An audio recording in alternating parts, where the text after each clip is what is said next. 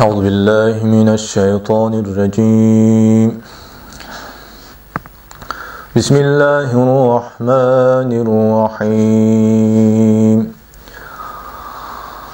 يا أيها الذين آمنوا كتب عليكم الصيام كما كتب على الذين من قبلكم لعلكم تتقون أياما معدودات فمن كان منكم مريضا أو على سفر فعدة من أيام أخر وعلى الذين يطيقونه فدية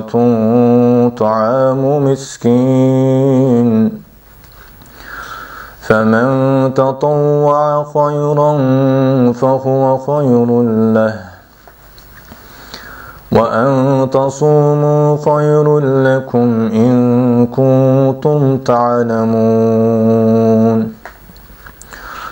شهر رمضان الذي أنزل فيه القرآن هدى للناس وبينات من الهدى والفرقان فمن شهد منكم الشهر فليصمه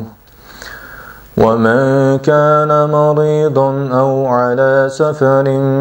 فعدة من أيام أخر يريد الله بكم اليسر ولا يريد بكم العسر ولتكملوا العدة